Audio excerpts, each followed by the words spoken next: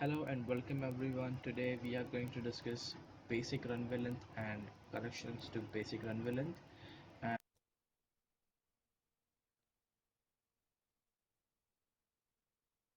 And this video will be much more focused upon the corrections to be given on basic runway length, but still we will quickly discuss what is the basic runway length. So the length of a runway based on the following assumed condition is known as the basic runway length. That is, number one, then that no wind is blowing on the runway, the aircraft is loaded to its full loading capacity, the airport is situated at sea level, and the standard temperature is maintained along the runway, and the standard temperature of 15 degrees exists at the airport. So while calculating the basic runway length, mainly three cases are considered, that is normal landing, normal takeoff, and stopping in emergency. So we will discuss all these cases in detail in another video. So let's quickly go to the correction of basic runway length. So mainly there are three corrections. The number one is correction for elevation, the second is correction for temperature, and the third is correction for gradient. So the correction for elevation is given by ICAO that the basic runway length should be increased at the rate of 7% per 300 meter rise in the elevation of airport above the mean sea level. And this correction is required because the air density reduces as the elevation increases, which in turn reduces the lift on the wings of the aircraft. Thus, the aircraft will require more ground speed to rise to the air, and for achieving more speed, the longer length of runway will be required. The second correction is the correction for temperature. So, for this, we need the airport reference temperature, and it says that the runway length is increased at the rate of 1% for every 1 degree rise in airport reference temperature above the standard atmospheric temperature at that elevation or where the airport is situated. So we have to first calculate the difference between the airport reference temperature and the standard temperature. So, and the standard temperature at the airport can be determined by reducing the standard mean sea level temperature of 15 degrees at the rate of 6.5 degrees per 1000-meter rise in elevation. So it will depend where the airport is situated. If the airport is situated at a higher elevation, the correction will be less, and if it is at a lower level, the correction required will be more. We will see this while we are solving the problem, so we can understand it much better. The third correction is correction for gradient. For this we need the effective gradient, and the effective gradient is the maximum difference in elevation between the highest and the lowest point of the runway, and that divided by the total length of the runway, that is the effective gradient. Now the Federal Aviation Administration of USA states that after you have corrected basic runway length for elevation and temperature, it should be increased at the rate of 20% for every 1% of the effective gradient.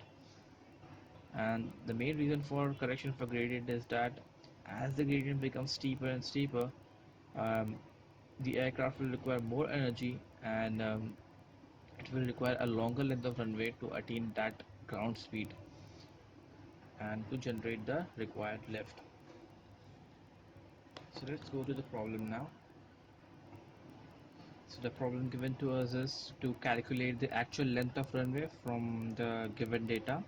It says that the airport elevation is at 100 meters, that is reduced level, and that is the level above the mean sea level, that is 100 meter, and the airport reference temperature is 28 degrees Celsius, and the basic length of runway which was calculated earlier is 600 meters, and the highest point along the length of the runway is 98.2 meters, that is again the reduced level, and the highest point along the runway is 98.2 meters, and the lowest point along the length of the runway is 95.2 meters. As you can clearly see that the runway is situated around 2 to 3 meters below the airport elevation. So let's start off with the problem. The first thing we will correct the basic length of the runway will be for the correction of elevation. So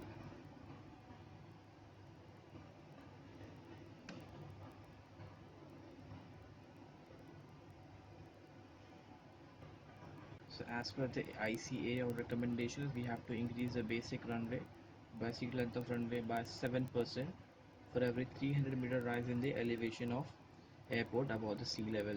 So in this case, our airport elevation is 100 meters only. So the correction for elevation, let's say LE, will be, we have to increase it by 7%. So that is 7 by 100 multiplied by, for every 300-meter rise, but our airport elevation is only 100 meters multiplied by the basic length, that is 600 meters. So we get 14 meters. Now the actual length after correction for elevation would be 600 plus 14, that is 614 meters.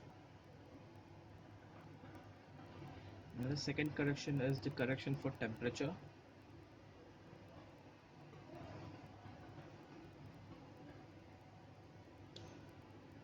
Now for this correction you need the standard temperature. The standard temperature at the airport is 15 degrees Celsius, but our airport elevation is 100 meters, so this has to be corrected again. Now as we discussed earlier, the standard temperature at the airport can be determined by reducing the standard mean sea level temperature of 15 degrees Celsius, that is this, at the rate of 6.5 degrees per 1000-meter rise in the elevation. We have to reduce the standard temperature for every 1000-meter rise in the elevation. So that is 15 degrees Celsius minus 6.5 degrees for every 1000-meter rise, but our elevation is only 100 meters. So that gives us a value of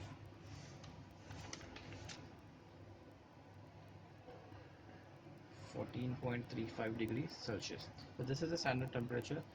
Now we have to find out the difference between the airport reference temperature and the standard atmospheric temperature. So our standard airport reference temperature is 28 degrees Celsius. So that is 28 degrees Celsius minus 14.35 degrees Celsius gives us 13.65 degrees Celsius. Now the correction is that we have to increase the length of the runway by 1% for every 1 degree rise in the temperature. So the correction for temperature would be, for every 1%, increase by 1%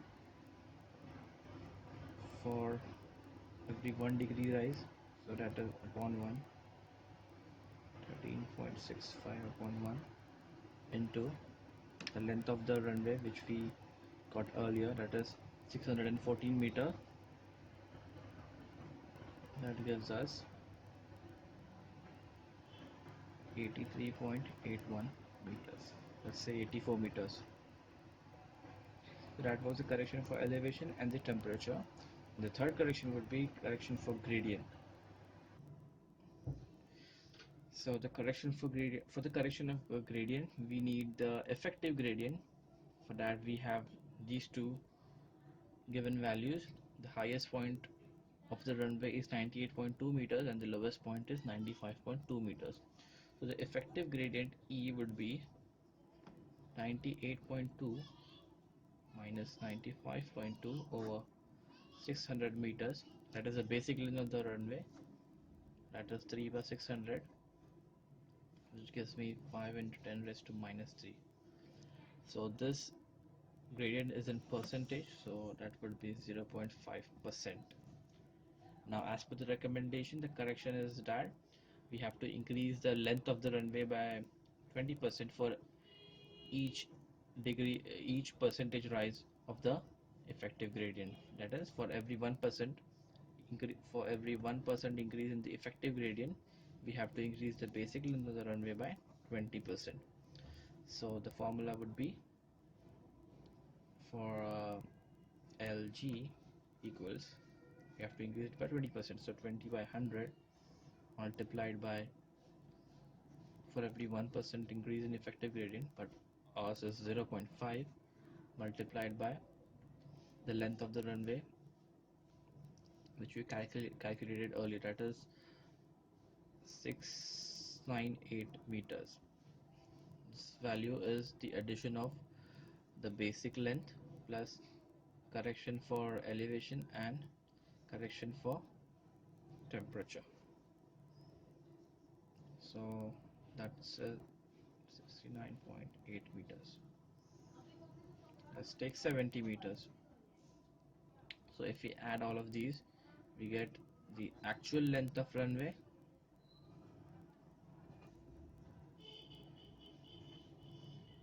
698 plus 70, that's 768 meters.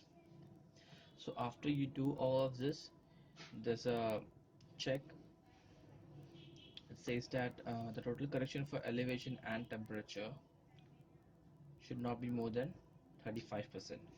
So the total correction for elevation and temperature was LE plus LT, that was 14 for elevation, and for temperature it was 84, so it was 98 meters, and the total basic length of the runway was 600 meters.